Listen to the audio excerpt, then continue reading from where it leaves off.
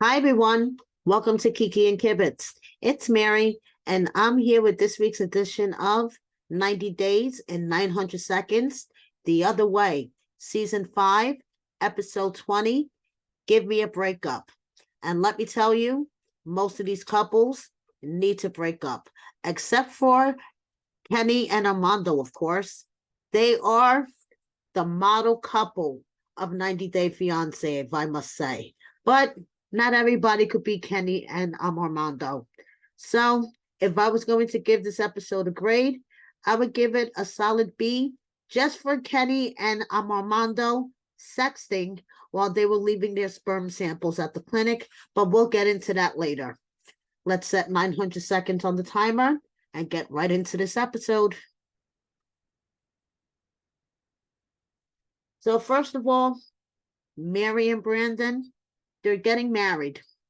Even though they shouldn't be together at all, they're having a baby and they're getting married. So it's their wedding day. And while there's a bunch of good things happening, Mary's a beautiful bride. The mayor is going to marry them. Yes, the mayor is going to marry them. Brandon was like, whoa. A bunch of bad things are happening at the same time. Okay. First of all, on the way to the wedding, Mary is still having second thoughts. She's telling her grandmother that she's really nervous. She still doesn't know. Her grandfather's not coming to the wedding. He has to work, so he's not coming. So to me, that's a bad sign. Okay.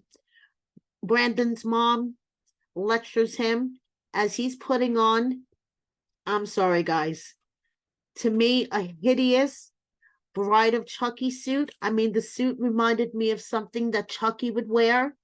So he looked like, I don't know. The suit was freaking hideous. Okay. And his mother is like lecturing him that it's time for him to man up and all this other stuff. And she's, giving her seal of approval to this relationship that is basically a shit show. Okay.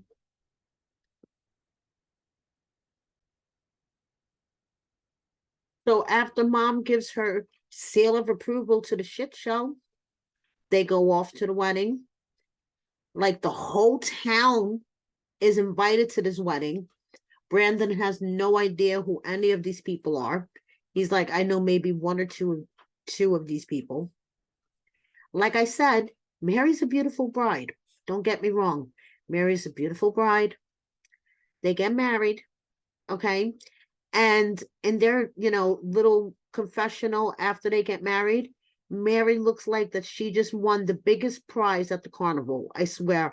She has this grin on her face. She's like, I'm so happy we're married now. In the Philippines, they don't have divorce. He's stuck with me. She has the biggest shit eating grin on her face, like she won the biggest prize at the carnival. Okay. Like, this is sick. This is sick. The two of them should not be together.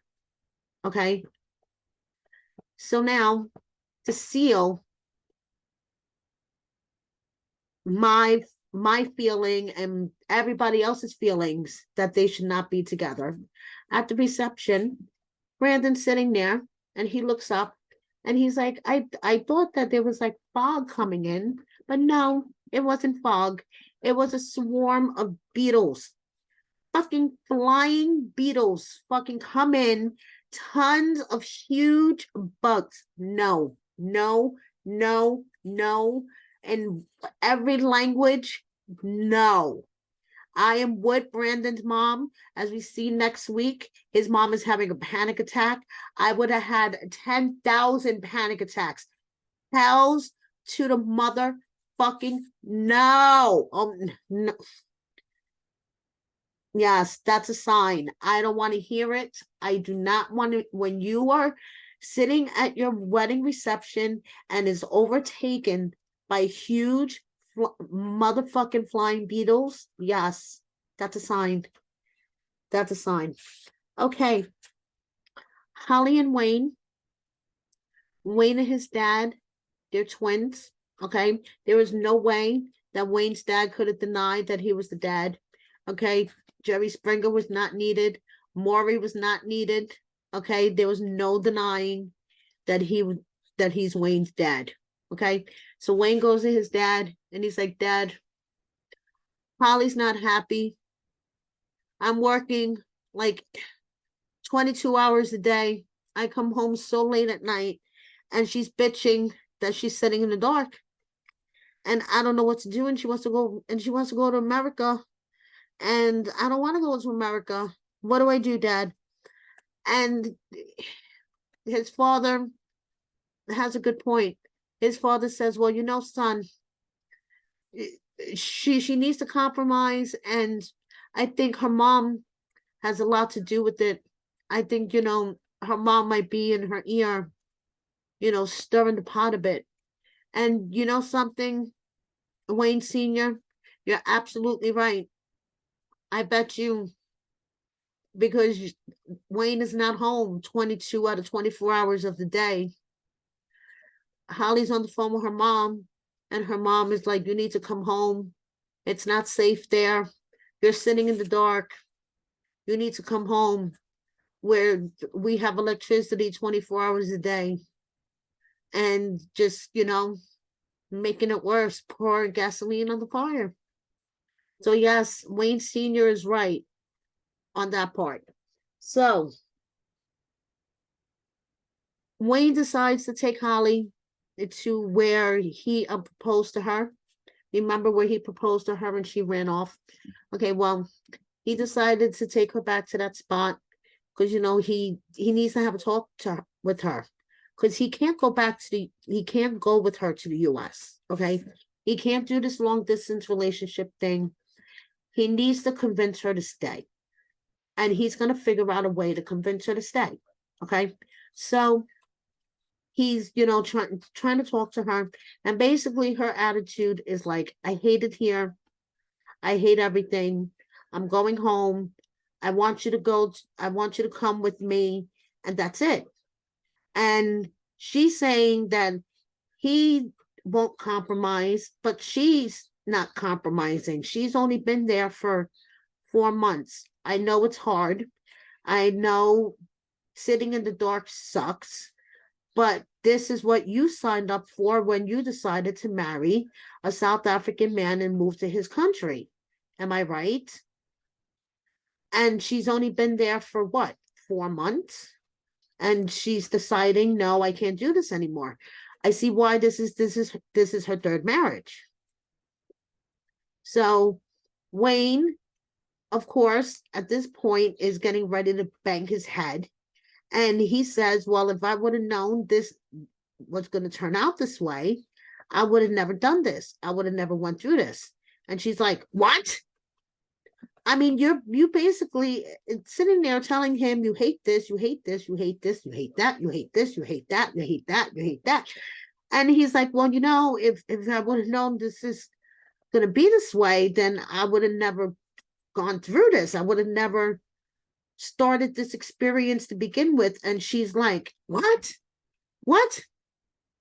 You're an asshole. And does her best Paul impersonation, goes running off in knee-high boots and a mini dress and goes running off. I'm like, what the fuck is she doing?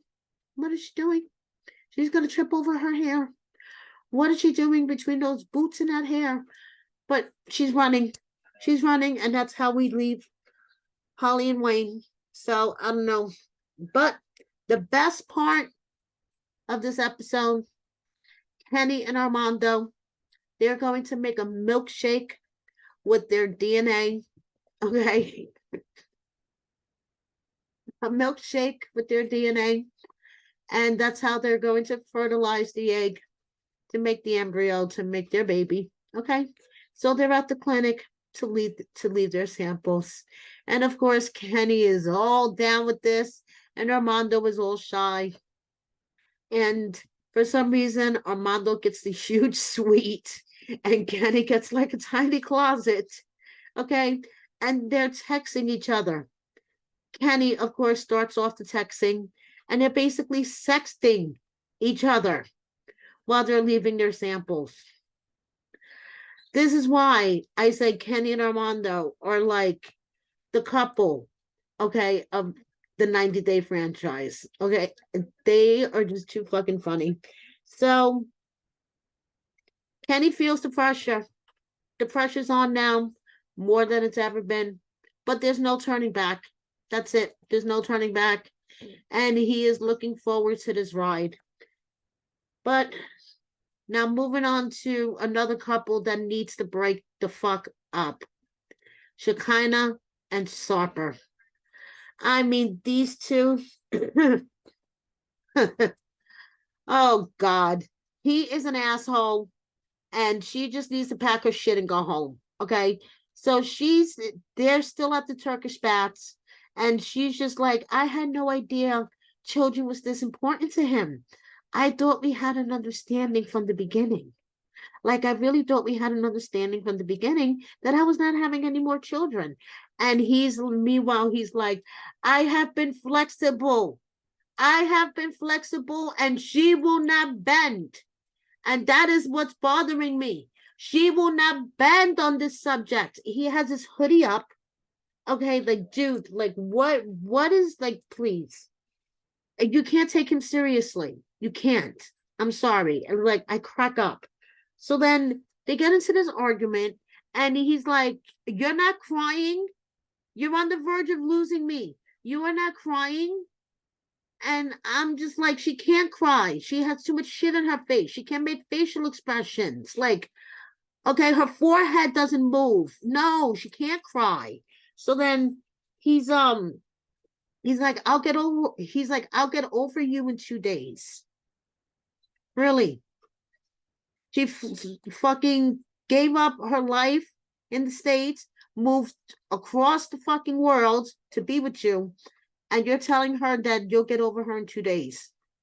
Then he's like, book your flight. Okay.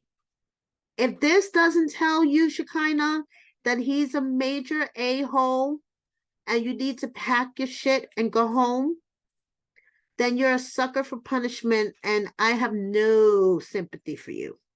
None whatsoever. Now, Johan and Danielle, the couple that needed to break up, did break up in spectacular fashion. And oh boy. So Johan decided he was done with this relationship last episode, told Danielle that he was done, but decided that they were going to go and give the kids the gifts anyway, because they had the gifts. So let's go get kids the gifts anyway. Okay. So Santa and his helper went to his neighborhood, handed out the gifts. Okay. Danielle plastered a smile on her face like everything was hunky-dory, handed out gifts, and they get back in the car. They go home. And Johan decide, I'm packing my shit. I'm taking my clothes and I'm going. And that's when Danielle decides, you're not packing anything that I bought you. Any piece of clothing that I bought you, which is your whole wardrobe, you're not taking. So he's like, oh, really? So he's trying to take stuff out of the closet. He's trying to take hangers. No, you can't have the hangers. No, you can't have this. No, you can't have that. No, you can't have the Yankee hats. No, you can't have this. So he's like, okay, you're going to be a penny, pinching, selfish bitch. His words, not mine. Okay, fine. I'm going to take the one thing that I did buy, Gizmo. And he picks up the dog. Okay. And she starts screaming at the top of her lungs. You're not going to take my dog. You're not going to take my dog. Oh, yeah. She went ballistic. She went freaking ballistic. You thought she was going crazy over the hangers? She was going crazy over the hangers. Okay. She was screaming at him. Don't take the hangers. I need the hangers. No, leave the hangers. No. When he picked up the dog, her voice went up at least 4 octaves. I was like, oh my God, I didn't realize her voice could go up that high. She was screaming at the top of her lungs. And he walked out with the dog. He walked out with a garbage bag full of shit and the dog. He didn't care. He was like, okay, I can't take anything that you bought. I'm going to take the one thing that I did buy. And the one thing that you care about the most, because you used to carry this thing around like it was a baby, is to pee on you like a baby. So I'm going to take it. And he walked out with it. And Danielle flipped out and she drew the camera crew out. She drew everybody. She was like, everybody out. And she drew everybody out. He drew everybody out. And that was the end of it.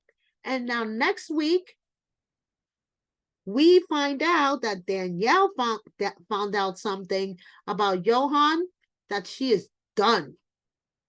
D-O-N-E. Done with him. I wonder what. We shall see. Thank you so much for watching me. Please subscribe if you don't already. Hit the like button. Share my video with a friend or 10. And please consider joining my membership for $5.99 a month. The best tea on YouTube for 90 Day Fiancé and Love After Lockup if you're into that. There should be a join button on my banner and a link in my description box. Thank you so much for watching me. Bye.